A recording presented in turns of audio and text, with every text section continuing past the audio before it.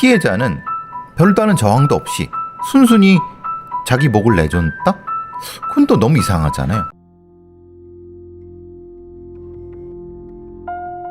천안에 살고 있던 여성 이 씨는 평소 언니 동생 사이로 친하게 지내던 42살 정 씨의 원룸을 찾았습니다. 오전 일찍 만나기로 했던 두 사람. 그러나 언니 정 씨는 약속 장소에 나오지 않았고 연락도 되지 않았습니다. 한 번도 이런 적이 없었기에 불길한 기분이 들어 이 씨가 정 씨의 집으로 찾아갔던 겁니다. 천안 성종동의 한적한 주택가 원룸에서 혼자 살고 있던 정 씨. 이상하게도 원룸의 문은 잠겨 있지 않았습니다. 정 씨의 이름을 부르며 천천히 현관문을 열자 정 씨는 침대 위에 이불을 덮고 누워 있었습니다. 하지만 아무리 불러도 미동조차 없는 정 씨. 이 씨는 그녀를 흔들어 깨우려고 했지만 곧 비명을 지르며 혼비백산했습니다. 피해자분이 잠을 자는 것처럼 이불 덮고 있었지만 이미 사망한 상황이었고요. 몸에 별다른 외상은 없었는데 목에 가는 줄 자국이 깊이 나 있었어요. 부검 결과 정 씨의 사인은 질식사. 시신이 발견되기 단 몇 시간 전에 사망한 것으로 보였습니다. 원룸엔 강제로 침입한 흔적이 없었고 장롱문이 모두 활짝 열린 채 물건이 어지럽게 흐트러져 있었습니다. 현장에서 사라진 물건은 모조 귀금속과 소액의 현금. 방바닥엔 운동화의 족적이 하나 찍혀 있었습니다. 그런데 사건 현장은 뭔가 앞뒤가 맞지 않았습니다. 범인이 흔적을 남기지 않으려는 듯 지문을 걸레로 닦아낸 것 같았지만 이상하게도 피해자 정 씨의 허벅지에서 정액이 발견됐던 것입니다. 정 씨는 옷을 모두 갖춰 입고 사망한 상태로 몸에서 다른 성폭행의 흔적은 발견되지 않았습니다. 이건 무엇을 뜻하는 것일까? 피해자 허벅지에 정액이 묻어 있었지만 성범죄보다는 강도살인 쪽으로 가닥을 잡고 수사에 착수했습니다. 피해자 정 씨는 몇 년 전 남편과 이혼을 한 후 노래방 도우미로 일하며 생계를 유지하고 있었습니다. 그런데 얼마 전부터는 일을 그만두고 원룸에서 홀로 지내던 상황. 정 씨에겐 생활비를 지원해주는 남자친구가 있었지만 그는 사건 당시 일 때문에 지방에서 머물고 있던 상태였습니다. 사람들과 많은 교류 없이 지내던 정 씨였기에 당일 그녀의 행적을 아는 사람이 없었습니다. 원룸 주변을 탐문해봤지만 수상한 사람을 목격했다는 사람도 없었습니다. 도대체 몇 시간 전 원룸에선 무슨 일이 있었던 것일까? 정 씨가 도우미로 일하던 노래방의 단골 손님 및 주변 인물들을 상대로도 수사를 했지만 수상한 용의자는 없었고 일대의 동종 전과자들 중에서도 용의자는 없었습니다. 피해자 허벅지에 묻어있던 정액 DNA로 알아낼 수 있는 게 없는 상황. 이렇게 사건이 막히게 되는 것일까? 이제 남은 단서는 단 하나. 바로 범인이 들고 간 피해자 정 씨의 휴대전화 2개였습니다. 사건 이후 휴대전화는 쭉 꺼져 있던 상황. 그런데 수사팀이 휴대전화를 주시하던 중 한 대의 휴대전화가 서울에서 잠깐 켜졌다가 꺼지는 것을 포착했습니다. 범인이 아직 휴대전화를 가지고 있는 걸까? 경찰은 사력을 다해 다시 범인을 추적하기 시작했습니다.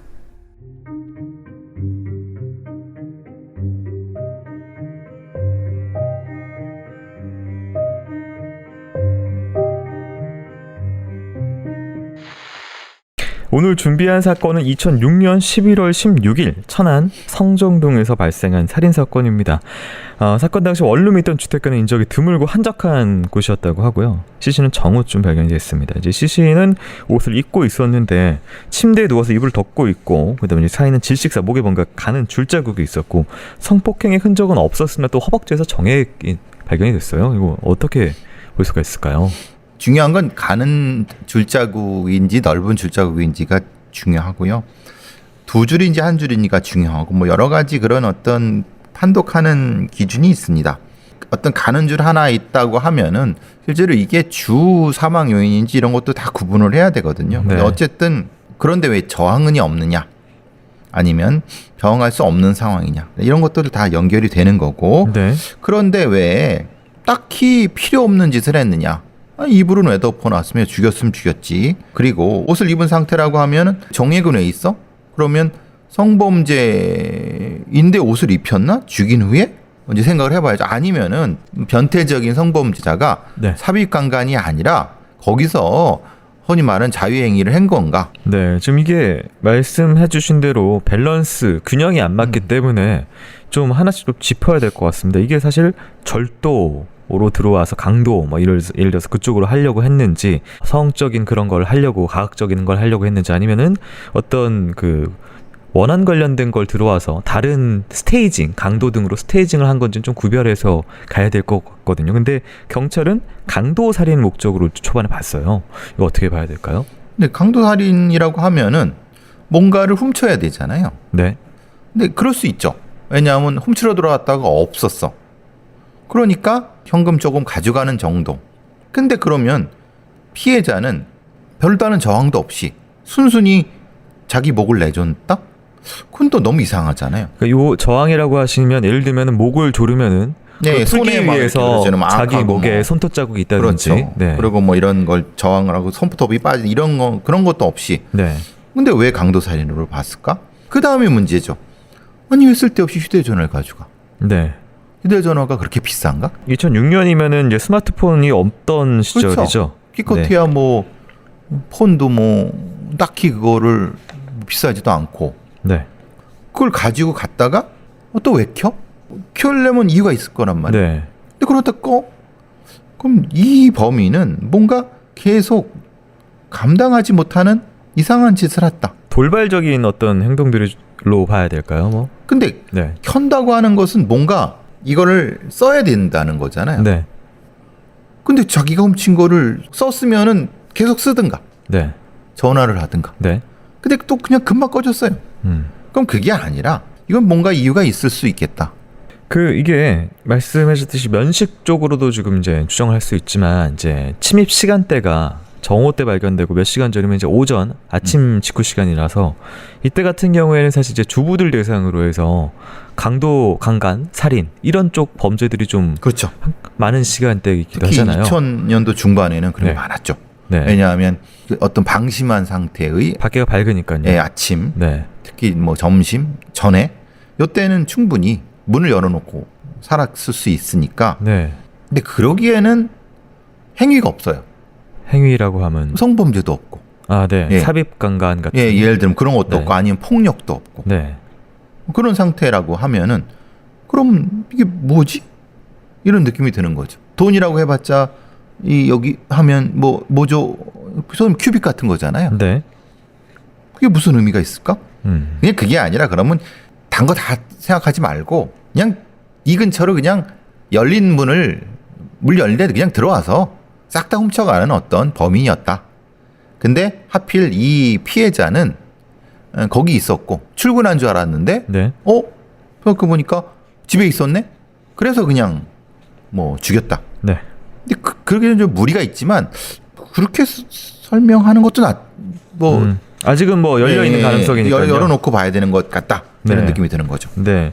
한 가지 좀 궁금한 게, 이게 끝내기 전에 2006년도 같은 경우에 DNA 같은 그 지시, 그리고 위치, 그러니까 휴대폰 기지국 위치가 내가 찍힌다라는 게 이제 보편화된 범죄인들에게 지식으로 있는 시기인지 아닌지가 좀 애매한 것 같아서, 이거 어떤 시기였을까요?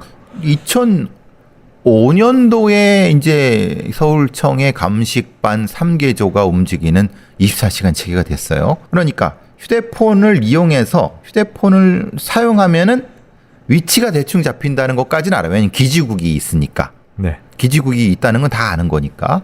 그러니까 휴대전화의 위치는 대략 어딘지는 안다. 거기까지는 알고. 그리고 DNA 부분은 어느 정도까지 DNA 검출에 의해서 범인이 잡혔다. 거기까지는 알지만 아주 디테일한 건 모르죠. 네. 2006년 요 시기가 뭐냐면 이제 소위 말하는 신정동 사건, 엽기토끼 사건 1차 사건이 2차 사건이라고 하는 네. 저는 뭐 그렇게 안 보지만 그때가 발생했던 시기. 네. 그리고 대략적으로 요때쯤 되면은 정남규 사건 바로 전. 네. 유영철 사건이 정리되고 정남규 사건이 들어갈 때쯤. 네. 그리고 강호순이 어디서 보험범죄를 저지르는 그 시점이에요. 알겠습니다. 시기적으로 좀 한번 시기적으로는 확인을 하고 들어갔고요. 경찰은 피해자의 휴대전화를 주시하며 수사를 이어갔습니다. 그러던 중에 한 가지 단서를 찾아냈는데요. 어떤 단서였는지 듣고 오도록 하겠습니다.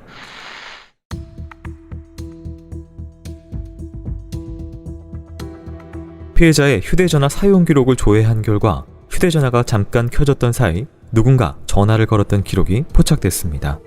휴대전화를 사용한 지역은 서울 노원구의 상계동. 확인 결과 전화번호는 모 성인 사이트의 전화 채팅 번호였습니다. 이 성인 사이트는 인적사항을 입력한 뒤 사이트 운영자의 인증을 받아야 이용할 수 있는 곳이었습니다. 용의자가 전화를 건 기간을 포함해서 앞뒤 일주일간 그 성인 채팅 번호로 전화를 건 사람들의 리스트를 일단 뽑았습니다. 사이트가 인증을 받아야 접속을 할 수 있기 때문에 전화를 건 사람들한테 일일이 연락을 해서 협조를 요청한 거죠. 하지만 성인 사이트였기 때문에 대부분의 사람들은 모르는 일이라며 비협조적이었습니다. 그러나 집요한 설득 끝에 다행히도 한 사람이 수사에 협조하며 희망이 보였습니다. 경찰은 이 사람을 통해 드디어 성인 사이트 운영자와 접촉할 수 있었고 용의자의 인적 사항이 될 만한 자료를 취합하기 시작했습니다. 그런데 이때쯤 용의자가 휴대전화를 사용한 노원구 지역의 경찰들은 한 가지 사건에 매달려 있었습니다. 천안의 원룸에서 피해자 정씨가 살해당하기 약 2주 전인 10월 30일 새벽 서울 노원구에 위치한 모찻집에서 여주인이 살해당한 채 발견됐습니다. 사건 발생한 찻집은 밤에는 술을 팔았는데 피해 여성이 혼자서 운영했던 곳이고요. 새벽에 가게를 방문한 손님이 여사장이 죽어있다고 신고를 했고요. 사망한 사람은 52살의 김씨였습니다. 사인은 질식사로 목에 졸려 사망했고 발견 당시 하의 속옷이 벗겨진 상태였지만 성폭행 흔적은 없었습니다. 사건 직전까지 사장 김씨는 손님들과 동석해 술을 마신 것으로 보였습니다. 테이블 위에는 맥주병 3개와 컵, 과일 안주, 그리고 재떨이 이쑤시개 3개가 널브러져 있었고 바닥에는 고무장갑이 떨어져 있었습니다. 그리고 발견된 운동화, 족적들. 하지만 다른 증거는 찾기 힘들었습니다. 맥주병과 컵은 깨끗하게 닦여져 지문 채취가 불가능했고 싱크대 안에 담배꽁초가 3개 정도 있었지만 물에 젖어 DNA 추출이 힘들었습니다. 더 이상의 단서가 없어 힘겹게 사건을 수사하고 있던 노원 경찰. 그런데 기적이 발생했습니다.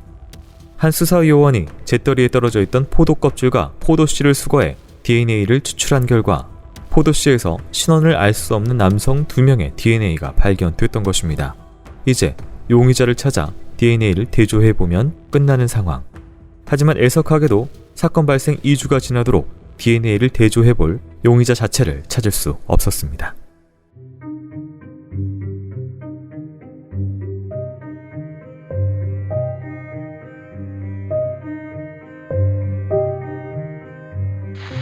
네, 지금 사건이 2개여서 좀 시간을 좀 정리를 해드려야 될 것 같습니다. 먼저 노원구에서 10월 30일이 먼저입니다.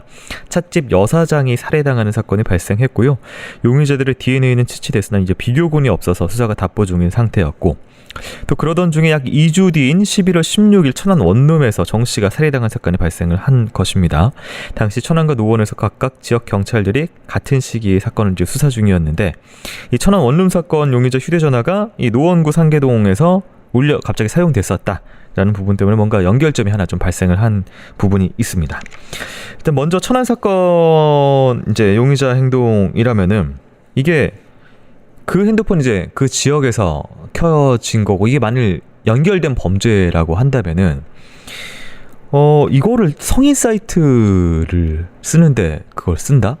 그러니까 훔친 걸 갖다가 성인 사이트에 접속해서 네.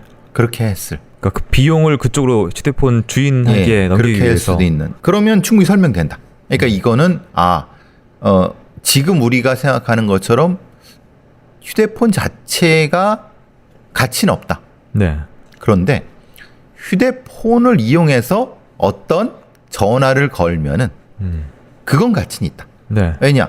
예를 들면 중고등학생들이 뭐 이제 아버지 이런 휴대폰 같은 걸로 600으로 해갖고 네. 한 3-40만 원 나오고 그랬어요. 아, 네, 뭐 그런 기사들이 있었죠. 예. 네. 그러니까 그러려고 하면은 성인 사이트나 성인 전화번호로 쓸 수 있는 가치는, 이 휴대전화의 가치는, 그걸로 얻을 수 있는, 전화를 걸어서 얻을 수 있는 가치는 수백만 원이 될 수도 있다.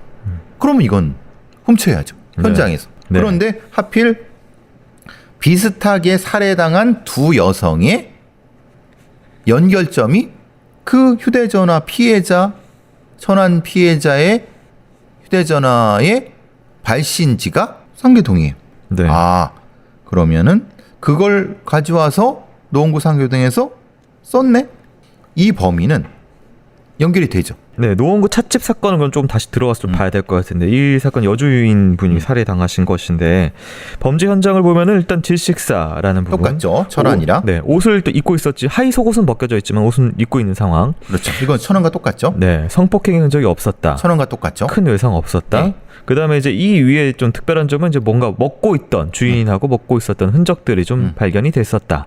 똑같이 운동화 족적이 나왔고 그리고 DNA 관련돼서도 뭔가 흔적을 남겼다. 생각이 잘 안 되는 네. 포도 껍질, 포도씨. 그러니까 이제 이걸 뭐 포도를 이제 네. 입으로 해갖고 뱉고 그런 거죠. 그러니까 침이 있겠죠. 네. 하액이. 그리고 거기에는 이제 상피세포가 있겠죠. 그거를 CSI 요원이 어렵게 찾은 거죠. 그러니까 예를 들면 이제 DNA라는 것이 범죄자들에게 뭐 정보가 많이 활성화되지 않은 시절에 아는 시기죠. 그러니까 지문은 닦고 이럴 게 경험적으로는 있는데 내 이게 침이 걸릴 거라고는 생각을 못하는 그런 못한 거죠. 네. 천안도 마찬가지죠. 그렇게 생각하면 네. 이게 DNA라고 하는 개념이 없거나 네. 이게 대조군이 있어야지 된다는 것을 아는 그 정도까지밖에 안 아는 네. 정도의 범인이라고 하면은 이건 두 사건은 이건 거의 유사 사건이죠. 근데 이제 공통점이 있기 때문에 이제 그렇다면 범행 목적이 조금 더 뚜렷하게 볼 수 있을 것 같은데 이게 사실 성이라는 부분이 조금 들어가 있는 듯한 느낌을 좀 계속 받거든요. 강도라는 느낌도 좀 있고요. 그렇죠. 네. 두 가지가 섞인 거죠. 즉 성적인 것도 있고 강도도 섞인. 근데 주 목적이 둘이 섞여 있는. 네. 이렇게 보면 될 것 같아요. 그리고 성인 사이트에 그 전화를 이용해서 전화를 걸었다는 것 자체도 이 범인이 어떤 성적인 것에 대한 어떤 그렇죠. 있는. 추구? 네. 그러니까 성적인 것인데 그 성적인 각성은 접촉이 아니라 네. 이 청각적 그래. 예를 들면 네네. 그런 형태가 될 수 있는 거죠. 네. 삽입관계를 안 한 이유도 뭔가 좀 그렇죠. 이렇게 되는 거죠. 그래서 네. 뭔가 일종의 이걸 스크립트형이라고 하죠. 네. 무엇인가를 얘기하도록 하거나 뭐 이렇게 해서 그 앞에서 자위행위를 하는 네. 스크립트형일 수 있겠다. 강간 유형 중에서. 음. 그러면 이 세 건, 두 건은 연결되고 행위도 연결되고 전화도 연결되고 네. 그렇게 되는 거죠. 천안 경찰은 성인 사이트를 통해서 점점 범인에게 접근하고 있었고 노원 경찰은 DNA를 비교할 범인을 찾고 있었습니다. 그러던 중에 천안과 노원 지역의 경찰들이 공조 수사를 하기 시작합니다.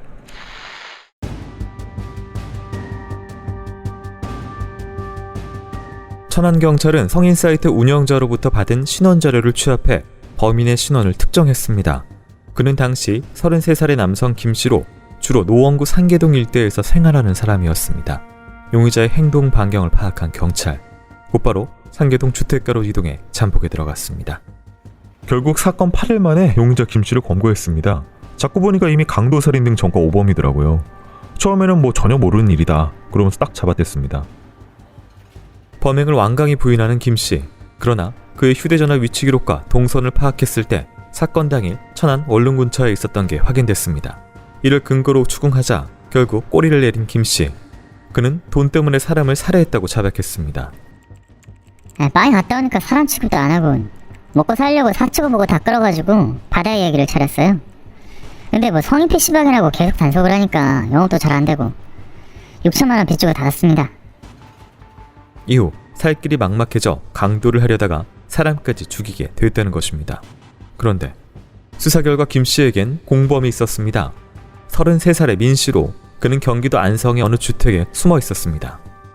이들은 가스 검침원으로 위장해 천안의 정씨가 스스로 문을 열게 한 뒤 들어가 범행을 했습니다. 결국 2명의 범인을 모두 검거하고 범행 일체를 자백받은 천안 경찰. 그런데 이들의 범행 수법으로 봤을 때 여죄가 더 있을 거라 생각하고 추궁했습니다. 하지만 완강히 부인하는 범인들.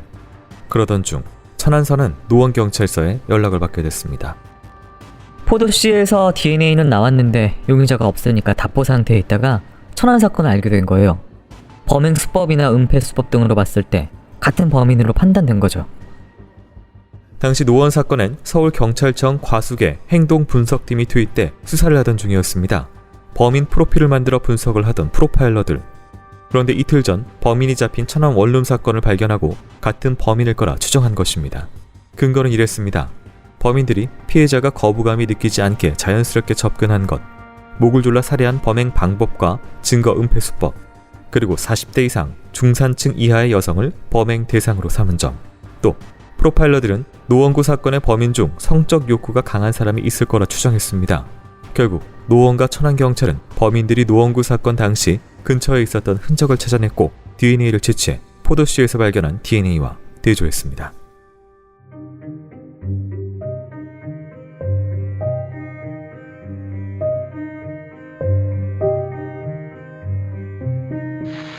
네, 이제 천안 사건의 흔적과 노원 사건의 흔적을 이제 연결되기 시작했는데 뭐 그 중심에는 당시에 서울 과수계 행동문서팀이 있었다. 먼저 천안 사건 원룸에 침입 흔적이 없었던 이유가 본인들 이제 얘기에 따르면 가스 검침원으로 위장해서 들어갔었다. 미리 이 복장하고 누출 점검기까지 준비해서 당일 위장을 했었다고 진술을 했었습니다. 그리고 칼과 컴퓨터 전원 케이블 케이블 타이죠. 이거를 미리 범행 도구로 준비했었다. 뭐 이런 얘기가 있었습니다. 지금 보면 뭐 그냥 누구나 할 수 있는 거 아니야? 이렇게 생각하실 수도 있겠지만 실제로는 이거를 각각의 범행 수법 자체에 대한 비교와 그리고 이제 대상성, 그리고 이 흔히 말하는 프로파일러들이 생각하는 성적인 이 강간의 유형 비교, 이런 것들을 통해서 네.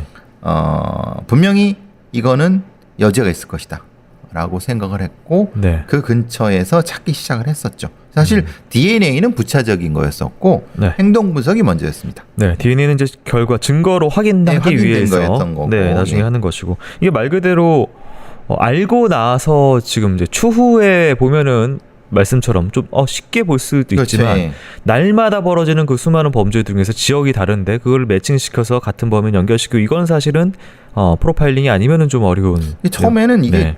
사실은 지방청 단위에서만 하거든요. 네. 그러니까 지방청 단위인데 사실 그건 잘못된 거죠. 근데 그 뒤에 그래서 지방청과 지방청을 연결시키는 시스템을 또 만들어냈습니다. 그래야지 사건이 분석이 되니까. 네. 근데 그때까지는 아마 일기가 시작됐을 때에는 그것 자체도 하기 어려웠어요. 시스템 자체가 구축이 안 됐었고 한참 뒤에 만들어진 거라서. 네. 그러니까 지금 같은 별거 아닐 거 생각하지만 사실은 그때는 그것도 사실 대단했죠. 네, 이제 초기에는 강도 살인이라고 봤기 때문에 그쪽으로 경찰이 이제 집중하고 있었는데, 사실 이제 강도라고 하면은 이제 여러 건의 범죄에서 계속 살인을 굳이 해야 될 이유가 필요할 텐데, 뭔가 이유가 있을 텐데, 이거는 뭐 범인들의 어떤 성에 관련된 것이나 뭐 다른 이유가 있는 걸까요? 그러니까 이게 당시에는 그런 네. 부분들이 이제 예를 들면 뭐 이렇게 하죠.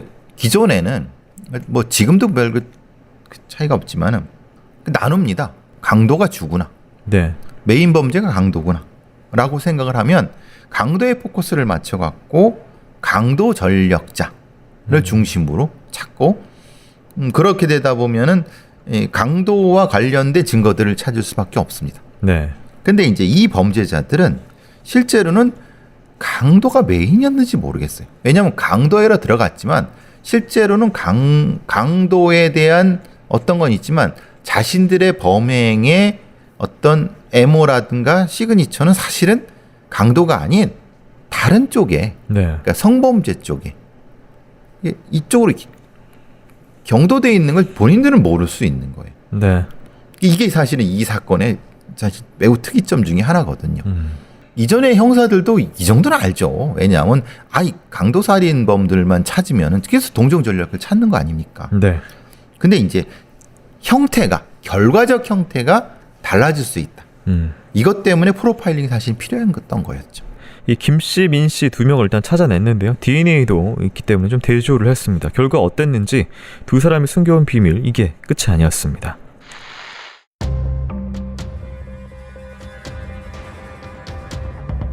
천안과 노원에서 벌어진 두 건의 강도 살인사건, 양쪽에서 채취된 DNA 검사 결과 두 사건에서 채취한 유전자는 일치했습니다.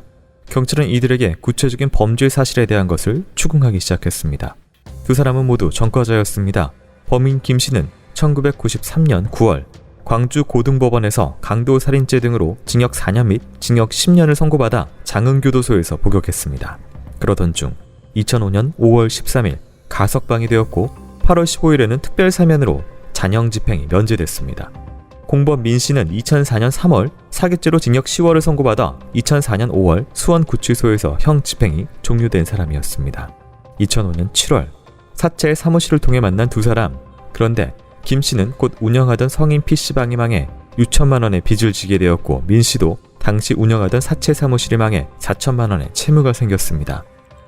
피고인들은 경제적으로 힘든 상황에 처하게 되자 2006년 9월경 피고인 김 씨가 피고인 민 씨에게 한탕하자고 제의했고 이후 합동 공모하여 강도 범행을 시작하였다. 처음 이들이 범행 목표로 삼았던 건 모텔과 편의점 등이었습니다.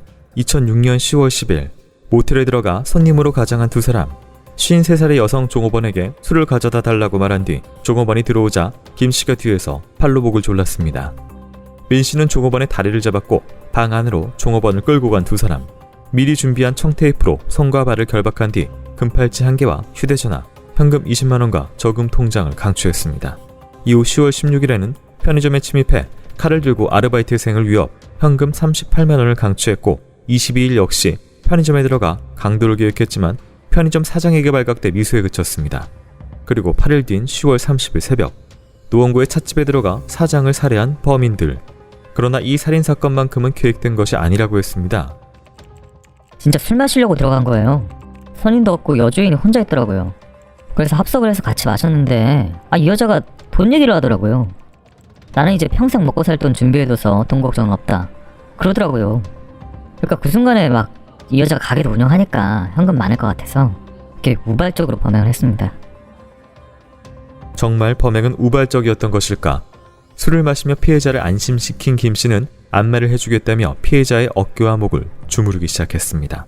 그러다 갑자기 뒤에서 왼팔로 피해자의 목을 감고 오른손으로 피해자의 목 뒤를 세게 눌러 질식시켜 살해했습니다. 당시 피해자가 사망한 사실을 몰랐던 김 씨는 민 씨에게 여자가 깨어날지 모르니 동태를 살피라고 시킨 뒤 가게 내실로 들어가 돈을 찾기 시작했습니다. 하지만 이들의 예상과는 달리 현금이 전혀 없었던 피해자. 이들은 자신들이 가게에 들어왔을 때 현금 5만 원을 선불로 줬는데 어찌된 영문인지 카운터에는 4만 원만 남아있었다고 했습니다. 결국 사람을 살해한 대가로 4만 원을 챙긴 범인들. 그리고 이들은 2주 뒤 크게 한 건을 더하자며 서울을 떠나 천안으로 내려가 두 번째 살인을 저질렀던 것입니다.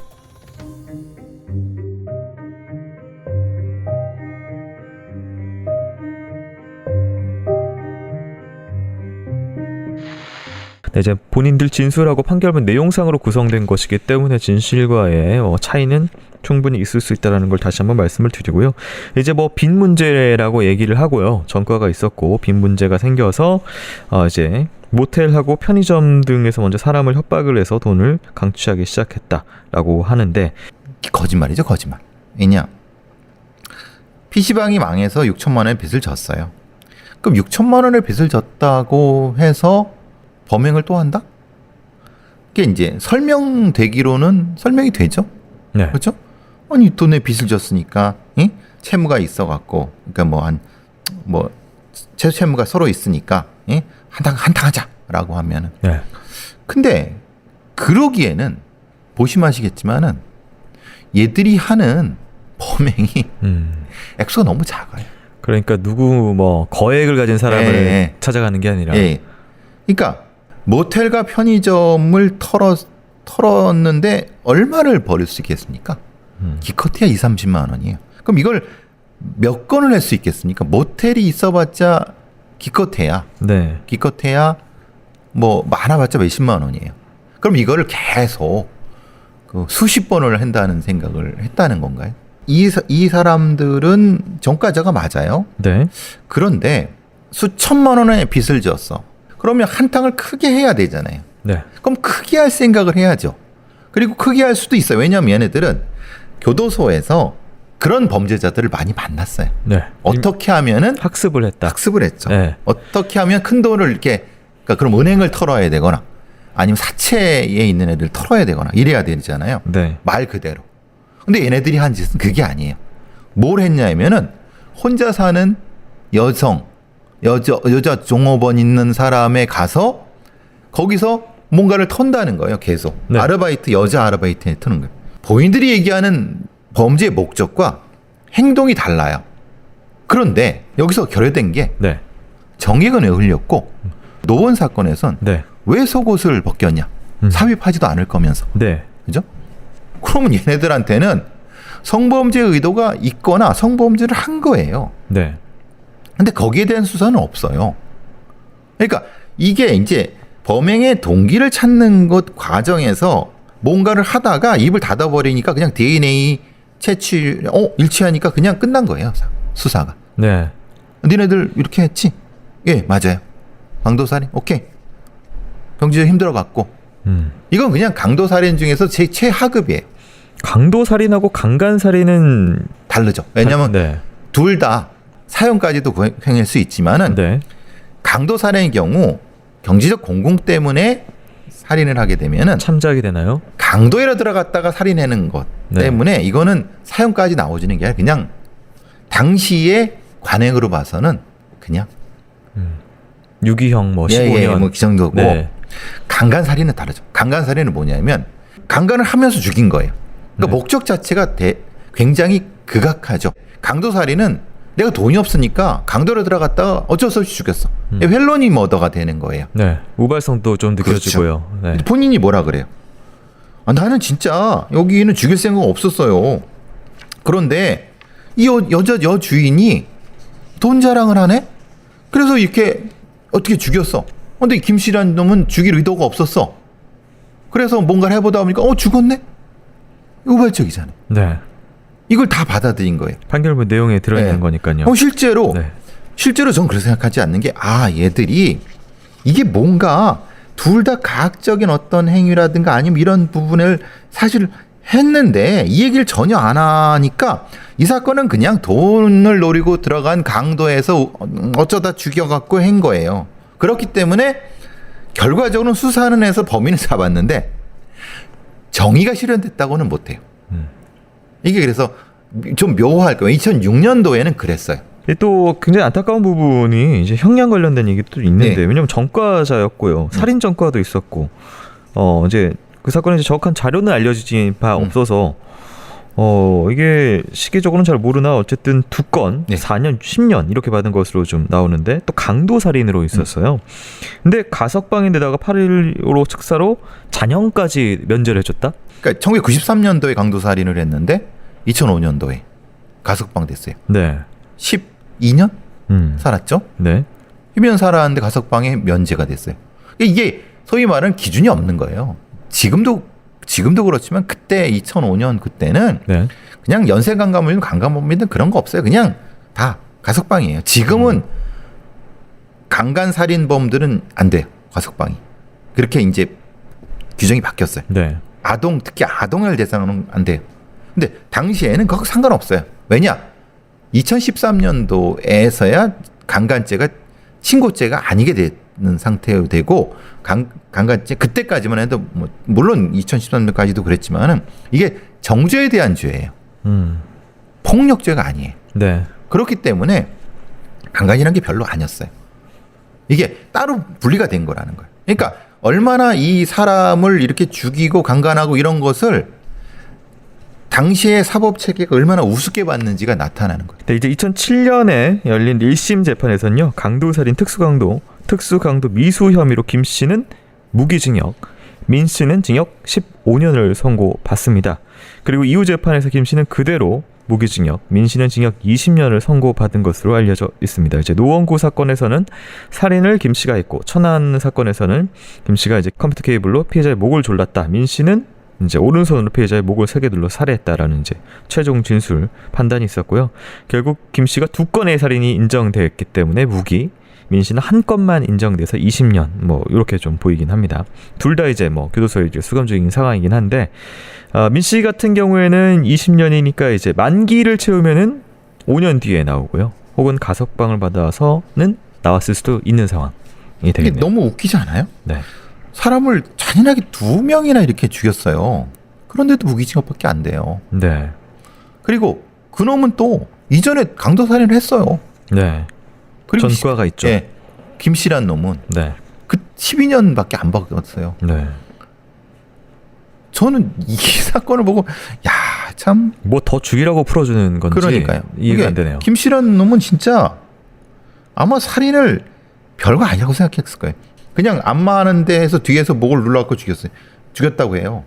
근데 그렇게 죽였는데도 그렇게 2명을 그렇게 죽였는데도 네. 무기징역밖에 안 두고 민 씨라는 놈은 이게 말하자면 그게 자기는 그냥 지켜봤다는 거예요. 실제로는 잡고 죽인 거예요. 왜냐 그래서 저항이 없는 거예요. 사실은 이 사건의 핵심은 그거예요. 네. 그럼 잡은 놈이 더 나쁜 놈이에요. 목을 조른 놈이 나쁜 놈이. 둘 다 나쁜 놈이죠. 비교를 하기가 그렇죠. 그러네요. 네. 근데 왜 민 씨는 형량이 이렇게 낮은 거예요? 네. 일단은 뭐 열심히 하신 노고는 치하할 만합니다. 일단은 연쇄 범죄를 벌이고 있는 범인을 프로파일링을 통해서 압축을 했고 검거를 해서 증거까지 찾아서 결국 이제 사법적인 심판을 받게 한 것까지는 치하 드릴 만한데 아쉬운 부분은 말씀드린 대로 좀 있고요. 이 또 말씀드리고 싶은 게 교정 당국은 또 예산이라는 현실적인 이유 때문에 교정 교화를 포기해서 놓고 있고 교정 교화가 안 된 사람을 사법부는 판례라는 이름으로 낮은 형량을 통해서 다시 내보내고 있고 결국은 폭탄은 시민들이 안고 있는 이런 상황이 그렇죠. 반복이 되고 있는데요. 이건 이제 진짜로 이 고리가 끊어져야 될 때가 오지 않았나 싶은 그런 그렇죠. 사건입니다. 한 분이 아니죠. 피해자 분들의 명복을 빌면서 교수님 수고 많으셨습니다. 수고하셨습니다.